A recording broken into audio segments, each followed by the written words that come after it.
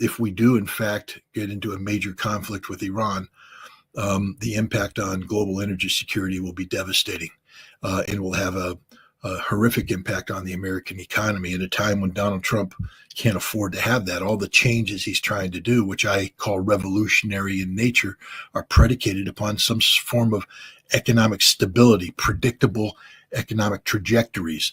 When you have, the price of oil shoot up to $120, $200 a barrel,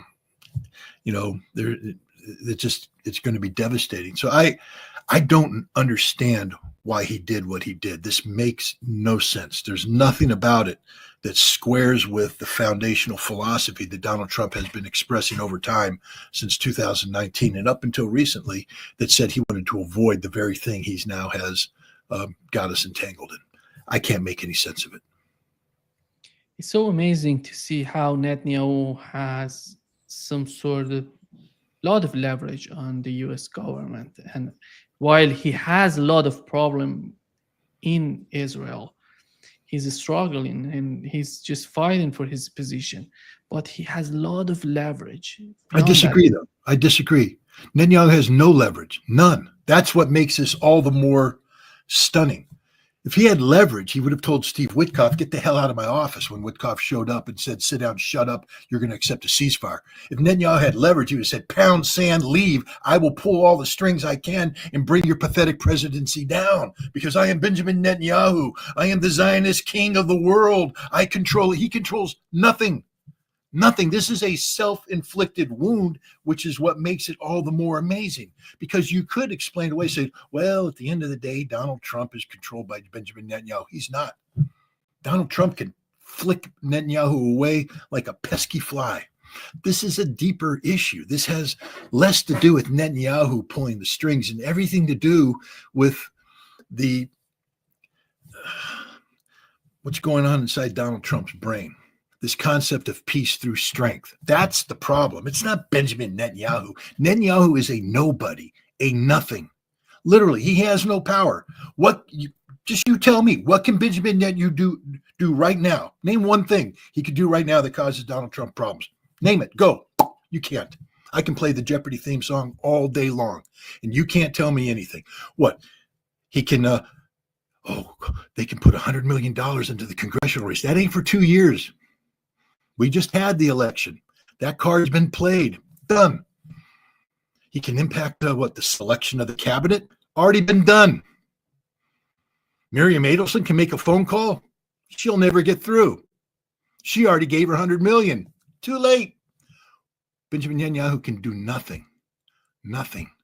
We can do everything. We can hit the off switch on everything and make that pathetic little nation go away.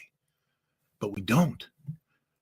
And we don't for a number of reasons, because we are heavily addicted to Israel because of the political, insinuation that's taken place in America. But none of that prevents Donald Trump from saying to Netanyahu, sit down and shut up. We would not be where we are today had Donald Trump picked up the phone and said, hey, Bibi, open up the borders, let the humanitarian good in. That, or I shut off all the switches. I mean, it's the easiest phone call to make. He didn't make it. Why? Because Bibi has power over him? Nope. Because Israel provides the predicate for Trump's grand vision of stability in the Middle East. This is a Trump problem, not a Netanyahu problem. You see, Donald Trump has built a vision of Middle East peace and prosperity that is contingent upon Israel normalizing relations with other nations. We know this because that was the heart and soul of the Abraham Accords.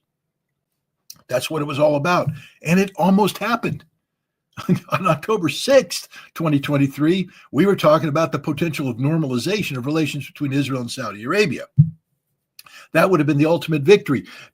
When Joe Biden in September of 2023 at the G20 meeting in India came out and talked about the India-Middle East Economic Corridor, Netanyahu got up and gave a speech where he said, this is the greatest moment in modern Israeli history. The greatest moment. Why? because it took Israel out of being this cancerous body that's causing conflict all over and elevated it into a major, regional economic player that was driving the well-being of the region, that it was becoming insinuated with all the other players, so much so that it could never be excised out. It meant Israel was permanent. Greater Israel was permanent part of the Middle East. The greatest moment in modern Israeli history, and Donald Trump was the architect of that. Even though Biden was the president, Donald Trump started that. And in Donald Trump's mind, he has to get back to that. That's the framework of peace that he's talking about. But it requires Israel to be the centerpiece, because he's incapable of envisioning a structure of peace that minimizes Israel. His job is to maximize Israel, which means he has to end this conflict that Israel's in terms that are favorable to Israel. And this is the mission impossible. How can you have peace where, especially where Israel spent 15 months getting its, head bashed in by Hamas? Yes, there was genocide. I'm not there. Yes, the Palestinians, but Hamas wasn't defeated. Hamas won. It's not me saying that. The Israeli generals say that. Hamas won. Hamas beat Israel. And so now you're going to say, well, forget that. Forget history. Hamas must go away. Now, there's ways to make Hamas go away. Hamas knows this. That's why Hamas was part of the 14 Palestinian factions that flew to Moscow, that flew to Beijing to talk about creating a political singularity that would take the name Hamas off of the marquee and put something else up there. But Hamas would be intermingled down here. So they would stop being the headliner, but be part of, the main body. We could have gone that route, but we didn't. Because, see, that changes things. That now that the simplistic Abrams Accord, Israel is the center of everything, that model doesn't apply. And Trump didn't have an alternative model. And so he got trapped into this. It's not that Netanyahu trapped him. Trump trapped himself into this model because he was incapable of conceiving a solution that had Hamas emerging victorious. And what's troubling about that conclusion, which I buy into because I just made it, is he was apparently engaged in negotiations with Hamas, which is a step that no other presidency has taken. And that's what I don't understand. On the one hand, he is capable of taking these risky moves. Again, whatever you want to say about Donald Trump, he sat down, he negotiated directly with the Taliban to get out of Afghanistan. Nobody else was doing that. He did it. He met with Kim Jong-un. Nobody else did that. He did it. This is a man who is capable of breaking the mold in terms of standard diplomatic practices and going out and taking risks. Why couldn't he continue the risk taking? That's what I don't understand. That's what I can't comprehend. And it gets to the psychology again of peace through strength. And I guess he was feeling vulnerable. Maybe in his mind, he was being asked to make too many concessions to peace, and he needed to, reestablish the concept of strength. It's impossible to know. Is it possible that he can go out there and flex his muscles, then back off and say, "See, this is the potential of American military power"? The problem with it is that you're using this against the Houthi, who've been bombed by American military power by proxy or directly since 2014.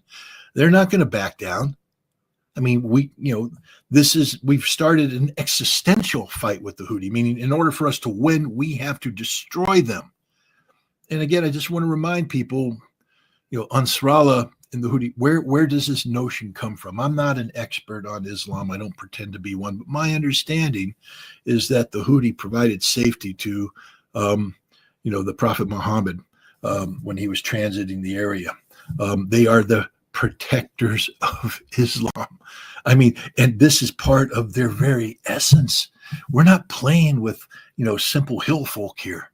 We're playing with people who are actually very sophisticated, who can build sophisticated weapon systems, who have imbued into them a notion of Islamic purity, not fanaticism like the Wahhabists or head chopping, but purity, meaning that they are driven to support those who need support. That's why they're supporting the Palestinians, because they believe in this. They believe that it is their duty, their responsibility to do this. And we're going to bomb them into submission.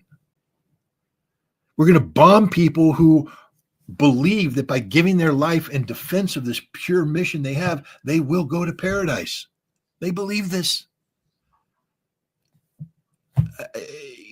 Where are the advisors to Donald Trump? Where are the people who are supposed to be telling him, don't do this, bad move, boss? Well, we know it's not going to be Pete Hegseth. He's the one who's out there, speaking about, I forget what he said. It's the equivalent of, we're going to bomb you into submission. We're talking about peace through strength. Right. But he said, we're going to pummel you and do all, Marco Rubio, he has no understanding of the region of the Houthi. Tulsi Gabbard, God bless her. I have a lot of respect for her, but she's so focused on Islamic extremism that she somehow has been blinded, and now she is calling the Houthi Islamic extremists, equating them with Al-Qaeda and ISIS when they're the furthest thing from Al-Qaeda and ISIS. Donald Trump is not well served, and he's not a man who has the inherent capabilities of formulating these positions on his own. He wants peace. I still honestly believe that this is a man who wants peace, but he doesn't know how to get from where we are to peace, because he keeps being dragged down the path of war by his own inner demons and by the advice of those around him.